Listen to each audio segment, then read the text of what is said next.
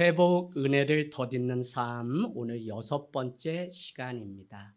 올 한 해 우리가 회복을 경험하길 원하는데 다른 어떤 환경, 조건, 여건 다 변화를 우리가 꿈꾸고 회복되길 원하지만 그 일을 위해서 나의 존재 자체의 혁명, 변화가 일어났으면 하는 마음이 우리 안에 있습니다. 그래서 어떤 상황 속에서도 여러분이 늘 나를 주장하고 움직이는 것이 주의 은혜와 평강이 나를 주장할 수 있도록 요동하지 않는 사람이 되려면 내 존재의 넉넉함과 존재의 변화, 존재 회복이 먼저 일어나야 됩니다. 여러분, 오늘 우리가 읽은 말씀은 가버나움에서 나인성으로 30에서 40km 하루길을 걸으면 되는 그 거리에서 일어난 일입니다. 우리가 가버나움에서는 어떤 일이 오늘 말씀 전에 있냐면 다른 것이 아니라 가버나움에서는 백부장의 종이 살아나는 일을 경험하게 되고, 오늘 하루길 걸어서 30-40km를 걸어서 나인성에 들어오시는 예수님의 그 말씀이 등장하고 있습니다. 여러분은 살아가면서 인생이, 아니 삶이 무엇이라고 생각하면서 살아가고 있습니까? 저는 살면 살수록 주님이 함께 하시지 않으면 어떤 부도, 어떤 맛도, 건강도, 출세도 아무 소용이 없다는 생각을 하게 됩니다. 목회를 하면서 만나는 가장 많은 사람들은 대부분 마음이 아프거나 육신의 질병을 끌어안고 살아가는 사람이에요. 그럴 때면 어떤 말로도 위로가, 또 내가 위로해 줄 수 없는 딱한 상황들이 벌어지게 되는데, 특별히 그 중에서도 자녀를 먼저 앞세우고 잃어버린 가정에 가면 설교를 하고 위로를 해야 되는 저임에도 불구하고 아무 말도 하지 못하고 손잡고 울다가 돌아올 때가 있습니다. 여러분, 우리가 읽는 이 성경 말씀은 자연재해와 인간의 생명에 대해서는 하나님 이상으로 능력이 있고 많은 것을 할 수 있다고 여기는 인간 자체만으로는 해결할 수 없는 것임을 가르쳐줍니다. 광풍이 불고 죽음의 문제, 질병의 문제는 해결할 수 없기 때문에 성경은 무엇을 우리에게 말씀하고 있냐면, 그러기 때문에 생명의 주님이신 예수 그리스도를 바라보라고 우리에게 말씀하고 있고, 그분만이 우리 생명을 주관하시는 분이기 때문에 공고한 날이 오는 그때에도 창조주 하나님, 생명의 주님 앞에 나아가서 연약한 인간을 의지하지 말고 강하신 주님을 의지할 것을 성경은 우리에게 가르쳐줘요. 그래서 사복음서에 나타나는 많은 사건들은 대부분 죽지 않으면 건강의 문제로, 아니면 귀신 들린 문제. 그러나 여러분, 지난주에 우리가 말씀 통해서 보았다시피 하나님이 누구와 함께 하십니까? 하나님은 말씀을 잘 지키고 뜨겁게 하나님을 사랑하는 사람과 함께 하시지만, 성경을 보면 볼수록 낙망하고 실패하고 다 죽고 죄의 문제를 자기 힘으로 어떻게 해결할 수 없는 그 사람, 최악의 상황 가운데 있는 그 사람을 외면하지 않으시고 찾아오신 것을 보면, 성경은 우리에게 다른 것 아니라 너는 아무리 힘이 있는 것 같아도 힘이 없고, 심지어는 너의 생명조차도 어떻게 할 수 없는 것이 인간이며 생명의 주인이신 주님을 바라보라고 가르쳐주고 있다는 것입니다. 여러분, 오늘 우리가 읽은 말씀에는 두 행렬이 나옵니다. 첫 번째 행렬은 예수님의 소식을 듣고 예수님과 함께 동행하는 제자와 무리들이 등장하고 있습니다. 우리는 무리들이 예수님의 소문을 듣고 늘 따라다녔던 것을 잘 알 수 있습니다. 그런데 말씀은 왜 굳이 제자와 이 무리를 통틀어 많은 사람들이라고 말하면 좋은데, 굳이 무리가 있고 제자들이 있다고 한사코 사복음서는 구분하고 있냐는 것입니다. 여러분, 우리가 다 같이 살고 다 같이 믿어도 주님은 마지막 때 양과 염소, 좋은 열매와 나쁜 열매, 알곡과 가라지, 제자와 무리를 구별하셔서 심판하신다는 사실을 잊지 마셔야 됩니다. 오늘 우리가 읽은 12절 말씀에는 이렇게 시작합니다. 그 후에 예수께서 나인이라는 성으로 가실새. 원문에 보면 뭐라고 되어 있냐면, 나인이라는 성으로 들어가며 보라라고 했던 보라라고 하는 단어가 번역상 생략되어 있는 것입니다. 그러니까 예수님은 오늘 나인성에 들어가시면서 다른 목적이 아니라 죽은 청년의 그 삶을 보기 위해서 오늘 기꺼이 그곳에 찾아 들어가셨고, 공교롭게도 그 시간에 시체를 들고 나오는 행렬이 있고 들어가는 예수님의 행렬이 있었다는 사실입니다. 언제 기적이 일어났습니까? 사도행전 3장에 보면 나을 때부터 안전병자였던 40년째 성전 위문 뷰티풀 게이트 그 앞에서 구걸하던 그 사람은 은과 금은 없거니와 내게 있는 것으로 내게 명하노니 나사렛 예수 그리스도의 이름으로 일어나 걸으라 라고 할 때 그의 놀라운 기적을 보았던 것은 다른 것이 아니라 예수님이 그 40년째 구걸하던 그 영혼, 하루에 3번 유대인의 관습에 따라서 날마다 3번을 오르락 내리락 하던 유대인들이 예배하던 그 회당 성전 위문에, 그러나 아무도 보지 않던 그를 사도행전 3장은 예수님이 그를 주목하여 바라보고는 나사렛 예수 그리스도의 이름으로 일어나 걸으라고 손을 잡아 이렇게 세우니 그가 뛰기도 하고 걷기도 했다는 겁니다. 사랑은 다른 게 아니라 오늘 우리 신입 집사님께 교육할 때 말씀했습니다. 교회에 오면 여러분은 다른 많은 거 요구하는 게 아니라 영혼이 먼저 보이셔야 됩니다. 누가 왜 못 왔지? 누가 무슨 일이 있나? 누가 아프다는데 내가 기도해야지. 영혼이 보이면 그것으로서 집사의 직분은 충분하다고 제가 말씀드렸습니다. 여러분, 우리가 주님을 배신하고 떠났던 베드로의 인생도 요한복음 21장에 가면 부활하신 주님은 시몬에게 다른 건 요구하지 않으시고 너가 세상 어떤 것들보다도 나를 사랑하느냐 할 때 내가 주님을 사랑하는 줄 주님 아시지 않습니까? 라고 했더니 그렇다면 내 양을 치라 먹이라고 하는 사명 미션을 맡겨주었어요. 우리가 직분 감당하고 무엇할 때 우리 안에 정말 사랑으로 그 일을 하면 족한 것이지, 여러분 내가 사랑하지 않고 힘들어서 하지 않으면 그냥 거기까지만 하셔도 됩니다.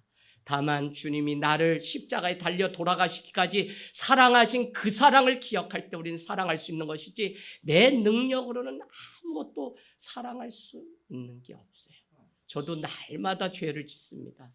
아들이 군대 날짜를 받아놓고 하는 게 알바도 잘리고 나니까 돈 벌어올 때는 그래도 이뻐 보이더니 그렇지가 않아요. 그래서 이게 문어 새끼가 됐나 뼈가 없나 맨날 누워서 그냥 있는데, 용아야 뭐 하자, 여행하자도 싫다 그러고 뭐 밥 먹자 그래도 그냥 뭐 해서 게임도 하고 뭐 지 나름대로 시간 즐겁게 보내요. 그러면 그냥 미운 마음에 꼴 보기 싫어요. 그러다가도 지연이가 뭐 이렇게 연락 오면 아이고 있을 때 잘해야지. 그래도 저거 침대 지자리에 누워서 다른 데 방황하지 않고 집에 돌아와서 밥 3끼 먹어주는 거 고맙지 이러고 그냥 마음이 또 그냥 풀어지는 거지. 자식도 사랑하기가 참 내 힘으로는 얼마나 어려운지 모른다니까요. 여러분, 유대인의 장례 관습은 다른 것이 아니라 시신을 오래 보관할 수 없기 때문에 그날 시신을 다 정리합니다. 그래서 우리가 잘 아는 것처럼 오늘 이 청년은 죽은 지 얼마 되지 않았다는 사실을 알 수 있고요. 향품을 넣고 송진에 송진이 묻어있는 그 송진이 있는 관 안에 이렇게 담아놓은 것이 무엇이냐면 세마포라는 게 있어요. 시체를 싸는 그 세마포를 싸서 이렇게 했는데, 오늘 이 청년의 시신은 관 안에 있는 것이 아니라 널판 위에 그냥 보이는 시신으로 이렇게 있는 것입니다. 공교롭게도 그 시신은 이렇게 성 밖으로 전염성이 있고 부정한 것이기 때문에 그냥 하루 안에 다 해결해야 되기 때문에 나오고 있을 때 예수님과 무리와 제자들은 그 성으로, 나인성으로 들어가고 있는 것입니다. 여러분, 만남을 통해서 놀라운 역사는 계속적으로 일어납니다. 오늘 이 가족은 자녀를 잃고 슬픔에 빠져 있는 시간입니다. 더욱이 우리는 오늘 이 말씀을 보면 12절에 성문에 가까이 이르실 때에 사람들이 한 죽은 자, 그는 청년이죠. 14절에 보니까 청년을 메고 나오는데 이는 한 어머니의 독자요 그의 어머니는 과부라. 그 성에 많은 사람도 그와 함께 나오거늘이라고 말씀하고 있습니다. 여러분, 바클레이라고 하는 신약학자는 이 말씀의 한 문장을 어떻게 해석해 놓았냐면 어머니의 독자요 그의 어머니는 과부라는 이 한마디의 말로 말미암아서 우리는 영원히 사라지지 않고 해결할 수 없는 가장 큰 슬픔이 기록되어 있는 것이다. 이렇게 해석해 놨어요. 그의 인생은 남편을 먼저 보낸 과부입니다. 유일한 인생의 낙이고 자기를 살게 하는 희망이 무엇이냐면 독자인 이 아들, 청년, 그를 위해서 죽지 못하고 사는 것이 우리의 인생 아닙니까? 자녀 때문에 우리가 이 힘든 세월을 살아가는데 독자였던 그 아들마저 오늘 영이 떠나고 생명을 잃어서 빈 시체가 되어, 그러니 이 성 안에 이가 살아온 상황들이 어떤지, 그 가정의 사연이 어떤지 사람들은 다 알기 때문에 오늘 그 성에 많은 무리와 함께 했다고 하는 것은 그 집의 딱한 사정을 익히 알기 때문에 그렇습니다. 여러분, 오늘 독자였던 이 아들은 전 재산이고 아들 때문에 유일하게 살고 있는지 모릅니다. 아무리 힘들어도 자식 때문에 사는 것이 우리의 삶인데 과부라고 하는 이 말 자체가 이미 세상의 모든 것을 잃어버린 것이잖아요. 그래서 과부라고 하는 원어의 뜻에는 버림받았다라고 하는 의미가 있다 그래요. 그래서 이미 버림받은, 여러분이 누구를 생각하면 알 수 있냐면 모압 땅으로 먹기 위해서 갔다가 두 아들 남편이 잃어버렸던 나오미와 누구요? 룻을 보면 우리는 알 수 있습니다. 그들은 남편과 두 아들을 잃고 과부가 된 두 여인이 베들레헴으로 돌아오게 됩니다. 그들은 먹고 살기 위해서 모든 경제가 없기 때문에 미리 이삭을 주우러 갔다가 보아스라고 하는 한 남자를 만나 인생이 해결된 것을 우리는 알 수 있어요. 그럼 빨리 야고보서 한번 가볼까요? 야고보서 1장 27절.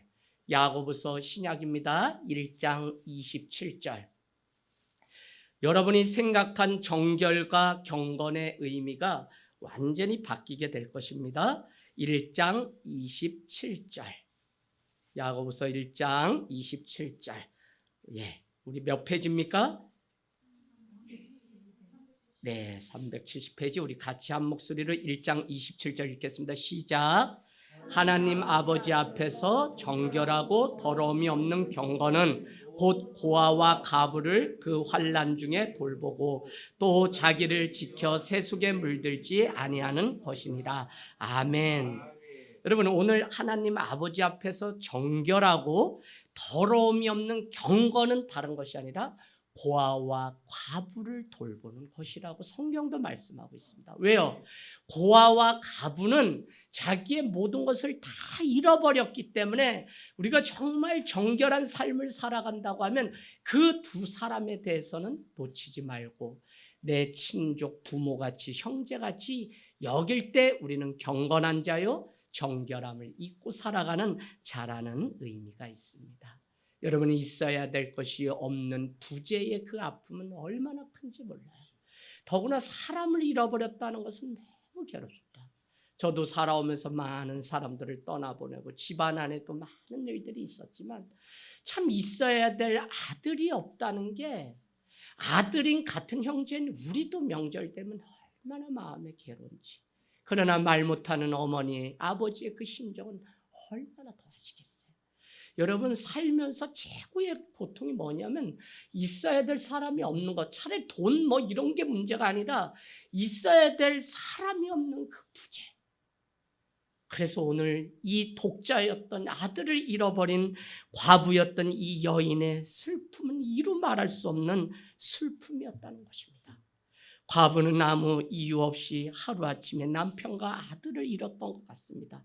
어쩌면 혼자 키우는 부모의 심정이 다 그렇듯 아들을 잃고 자기 자신을 자책하며 못해준 일만 기억하면서 슬퍼할 겨를도 없이 앞으로 내가 어떻게 살아가야 될지 혼자 된 내 인생은 안중에도 없고 지금 슬퍼할 힘도 없을 정도의 그 아픔 가운데 있는 고통을 겪고 있습니다. 오늘 많은 사람들의 위로가 있겠지만 위로되지 않아요. 얼마나 많은 사람들이, 그러나 그 가운데 예수님이 만난 사람은 죽은 사람, 과부, 그를 따르는 많은 사람들이 있었는데 주님은 오늘 그 문제를 해결할 수 없었던 이 과부의 그 자리 가운데, 현장 가운데 함께하고 있는 것입니다.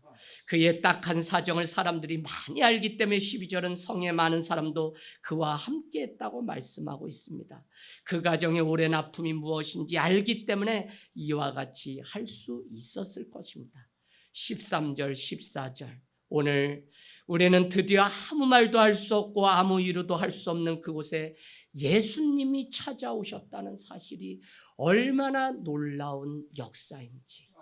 여러분, 이건 성경의 일뿐만 아니라 세상을 변화시키는 역사는 결국 만남을 통해서 그래요. 그냥 그의 인생이 저 멀리 강진의 유배를 갔던 다산 정약용, 그곳에서 추사 김정일을 만나면서 그는 연구하게 되고 필체를 만들고, 거기서 리어과로 그 강진에서 돌아올 때 5천 리어과 분의 저서를 써가지고 그가 읽은 책까지 그렇게 많은, 그래서 우리는 다산 정약용이 훌륭한 학자여 실학파였던 것을 우리는 잘 알 수 있습니다. 그는 추사 김정희와의 만남을 통해서, 또 제가 이름은 잃어버렸지만 한 절간에 큰 스님이 그의 인생 가운데 찾아와 만나면서 그 삶이 완전히 바뀌었어요. 역사도 하물며 이렇거늘 우리 진짜 인생은 누구냐? 아픔을 겪고 눈물을 쓴 인생이 진짜 인생인데, 더 진짜 인생은 무엇이냐? 그 가운데서 예수 그리스도를 진짜 만나서 생명이 어디 있는지를 아는 자가 진짜 인생을 살아가는 것입니다. 할렐루야. 그래서 여러분, 오늘 그 가운데 예수님이 찾아오셨고 오늘 성경은 그를 주라고 말씀하고 있습니다. 예수님이 오셔서 하신 것은 다른 것 아닙니다. 오늘 13절에 보니까 그냥 과부를 보시고, 울고 있는 과부를, 빈 시체 아들을 앞에 넋을 잃고 있는 이 과부를 보시고 불쌍히 여기사 컴패션, 고통을 함께 나누다. 여러분, 무슨 이렇게 우리야 뭐 그냥 만약의 사랑이죠. 너가 나에게 이렇게 하면 나도 하겠다라고 하는 만약의 사랑, if의 사랑이라고 그러죠. 그러나 예수님의 사랑은 그럼에도 불구하고 in spite of의 사랑입니다. 조건이 없어요. 불쌍히 여기는데 뭘 따지지 않아요. 나에게 유익이 되는가 안 되는가 보지 않아요. 우리가 사랑하는데 자꾸 조건을 걸고 뭐하지? 오늘 예수님은 오셔서 그냥 그의 사정을 보고 자식을 잃은 그것으로, 그런데 사람들은 뭐라 하냐면 아이고 저 지질이 복도 없고 저렇게 하더니 애 잡고 남편 앞세우고, 이렇게 사람은 말할 수 있지만 예수님은 아무 말씀도 하시지 않고 잃어버린 부재의 그 고통이 얼마나 큰지 그냥 토닥이며 위로하시며 오늘 그 관에 손을 얹는 예수님의 그 사랑을 볼 수 있습니다. 여러분, 오늘 직접 눈으로 보시고 불쌍히 여겼죠? 예수님은 나사로가 죽은 그 자리에서는 우셨다고 요한복음 11장 35절이 말씀합니다. 예수님은 아버지 집으로 돌아온 탕자를 끌어안고 측은히 여겼던 아버지의 심장으로 오늘 이 과부된 여인을 안고 불쌍히 여긴 것입니다. 불쌍히 여겼다고 하는 단어 아래 여러분이 원어의 의미는 무엇이냐면 창자가 끊어지다라고 하는 단어의 의미가 불쌍히 여기다는 것입니다. 여러분, 다른 사람의 그 고통을 내가 대신 짊어지고 대신 아파하는데 그게 어느 정도는 내 창자가 끊어지는 고통, 이거 경험해 보셨어요? 누군가를 위해서 기도하고 누군가를 위해서 할 때 목회자로 살아가기까지 제가 두려웠던 게 뭐냐면, 기도하면 그 부분이 내가 췌장이 문제다, 췌장 내가 아픈 것 같아, 밥을 뭐 설사해 뭐가 했다면 내가, 이거 뛰어넘는 것도 목사로서 살아가는데 어떤 땐 두렵더라니까요. 여러분, 그 정도로 다른 사람의 고통이 나의 고통으로 여기는, 창자가 끊어질 정도의 그 아픔을 겪는 것을 불쌍히 여기다라고 하는 우리는 단어를 통해서 볼 수 있습니다.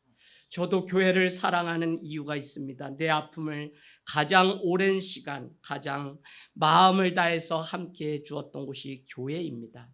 저 역시도 목회자의 길을 가지 않으려고 첫 사역지가 깨지는 아픔을 통해 갈라진 교회로 다시 돌아가지 않으려고, 안수받지 않으려고 이렇게 저렇게 빼며 불순종했던 사람입니다. 그래서 교회가 사랑도 있지만 아픔도 있다는 사실을 알게 되며 교회로 돌아오게 되었고, 그래서 하늘 땅 교회는 이왕이면 사랑도 있고 아픔도 있지만 사랑해서 더 우리가 몸부림치는 그 일에 그냥 내 것을 내려놓고 어떻게 해서든지 더 사랑하려고 하는 그 마음, 일찍이 교회가 깨어지는 아픔을 보았기 때문에 그렇습니다. 오늘 예수님은 오늘 이 여인을 불쌍히 여기셨어요. 홀로 어떻게 살아가야 될지는 안중에도 없습니다.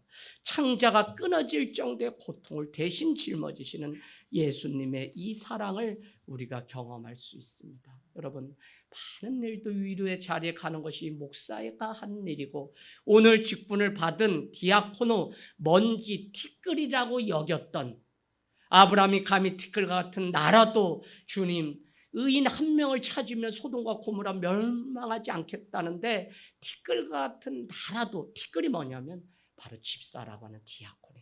집사는 다른 게 아니라 나를 먼지로 여기고 내가 어느 곳에 갔든지 아무것도 아닌 내가 쓰임받기를 기뻐하는 그 일이. 그래서 여러분, 성경에는 사도행전에 보면 7 집사를 세울 때 성령 충만, 그 다음 뭐예요? 지혜 충만, 칭찬받을 만한 사람 3가지 조건. 그러니까 쉽지가 않아요. 굳이 하는 일을 위해서 세웠지만 그들은 빌립 집사님 같은 경우는 목숨을 걸고 복음 전하는 일까지 감당했던 것을 보면 참 이 직분이라는 것이 중요하고, 직분을 잘 세워줘야지만 성경적으로 돼야 건강한 교회가 세워질 수 있기 때문에, 여러분 여기에 그냥 평생 있으면 올해 내년 쭉쭉 교회 5년 이상 다 되시면, 저는 우리 교회 장로님 권사님 성경이 하라는 건 하고 하지 말라는 건 안 하면 되는데, 하라고 하는 직분 세우는 일조차 그냥 편하지 하고 안 하는 것은 또 성경적이지 않습니다. 그래서 저는 우리 교회에 오셔서 헌신하고 수고하시면 다 장로님 권사님으로 때가 되면 다 돼야 되는데 그 일들을 이제는 하자 하는 마음이 있습니다. 여러분, 오늘 불쌍히 여기는 그 마음만 있으면 오늘 무엇이든지 할 수 있는데, 많은 일들 중에 가장 힘들었던 게 뭐냐? 정말 힘들어서 생명을 잃어버린 성도를 위로하는 일은 너무 힘들더라고요. 그 고통을 내가 다 짊어져야 돼. 그러나 여러분, 1년에 54명 450회의 장례식을 갓 뺑뺑이 돌고 안 하려고 뺑뺑이 돌던 35살에 젊은 나이에 수원연화장을 일주일에 3분씩 장례식 치르기 위해서 500회 가까운 설교를 하다 보니 결국은 신앙은 땅에서도 하늘을 품고 사는 것이구나. 교회를 개척하면 하늘 땅 교회라고 해야지. 그래서 이 교회가 벌써 몇십 년 전에 이미 하나님이 예정하시고 준비했던 것입니다. 한 사람, 오늘 예수님은 성경에 보면 죽었던 사람을 3번 살리는데, 그 한 사람이 누군지 여러분 써놔 보세요. 요한복음에 보면 죽은 나사로가 완전히 죽었다 살아난 일. 죽었는데 어떻게 살아납니까? 예수님이 하셨다는 거예요. 2번째는 무엇이라고 얘기하냐면 회당장 야이로의 딸, 그가 죽었다 살아났어요. 그리고 오늘 3번째는 이 나인성 과부의 아들을 살린 것입니다. 죽은 사람을 살린다는 것은 병을 고치는 성경의 많은 사건들, 그 차원과 완전히 다른 것입니다. 예수님께서 생명의 주인이신 것을 우리에게 명백히 보여주는 표적 중에 표적입니다. 여러분, 오늘 울고 있는 과부에게 주님은 찾아가서 울지 말라라고 얘기합니다. 눈물이 나는데 어떻게 안 울어요? 그러나 오늘 예수님이 하시는 울지 말라라고 하는 것에는 내가 너의 아픔을 친히 다 감당도 하지만 너의 그 울음을 그칠 수 있도록 해결해 주겠다고 하는 그 믿음의 고백도 있다는 것입니다. 여러분, 많은 사람들이 오늘 와서 위로하지만 달랐습니다. 우리는 얼마 전에 몇 주 전에 뭐라 그랬죠? 서기관이 전한 것과 예수님이 전한 것은 그 권위가 달랐다. 오늘 많은 사람들이 와서 이 여인을 위로하고 말을 했을 텐데, 그러나 오늘 예수님의 한마디의 그 말은 천지 완전히 다른 거예요. 여러분, 오늘 우리가 살아가면서 우리는 늘 죽음 앞에 무능력하고 하지만 주님은 울지 말아야 될 이유, 살아야 될 이유, 능력이 무엇인지를 오늘 예수님이 친히 오셔서 우리에게 주셔서 죽어도 다시 산다고 하는 이 부활의 산소망을 가지고 살아가는 자들이 오늘 여기 있는 자들 아닙니까? 저는 여러분께 어떤 정말 감사해요. 왜?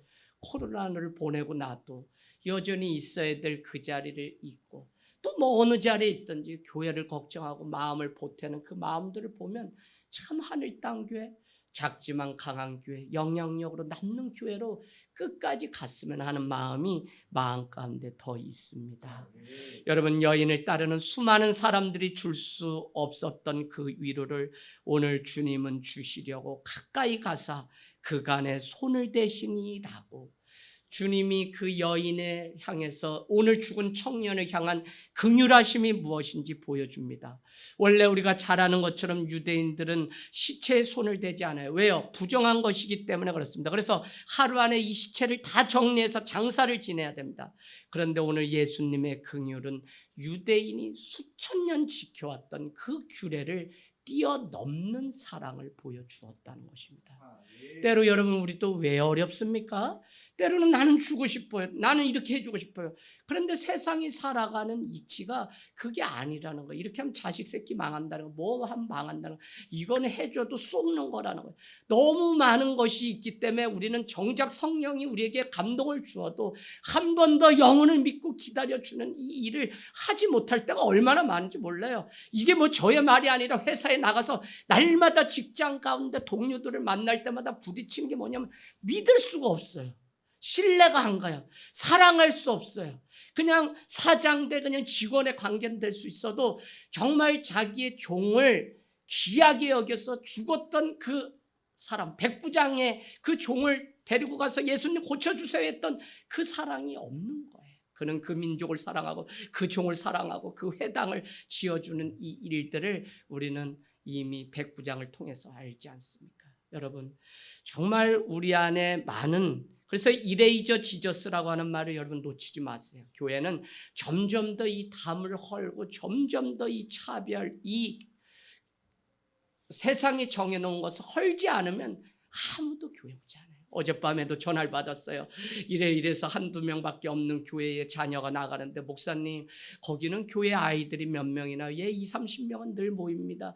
그랬더니 목사님 한번 이렇게, 그래서 저는 오늘 철석같이 믿고 얼마나 기다렸는지. 아이들이 없는 교회가 너무 많아요. 근데 왜 없어요? 너무 많은 규례가 있고 너무 많은 벽이 있고 이러면 안 된다, 저러면 안 된다. 저는 그것도 중요한데 그것보다 더 중요한 건 뭐냐? 사랑으로 하는 것이냐? 사랑으로 내가 저 사람에게 바른 말 하는 거 아니라면 하지 않는 편이 나요. 문제돼요. 내가 사랑하기 때문에 권면도 하고 책망도 목회자로서 바른 말을 성경 말씀으로 하지만 사실 그 안에 사랑이 없다면 이 설교도 하지 말아야 돼요. 여러분, 사랑이 먼저지 저 사람을 가르치고 대고 안 되고 옳은 소리 하는 게 먼저가 아니에요. 할렐루야. 그 사랑. 오늘 유대인의 관습을 뛰어넘어서 그 시체에 손을 얹으시는 예수님의 그 모습을 우리는 볼 수 있습니다. 그랬더니 14절 15절에 예수님의 권능이 나타납니다. 예수님은 관에 손을 대시고 말씀하십니다. 청년아, 내가 내게 말하노니 일어나라. 죄아가 내가 내게 말하노니 일어나라 라고 말씀하셨다는 것입니다.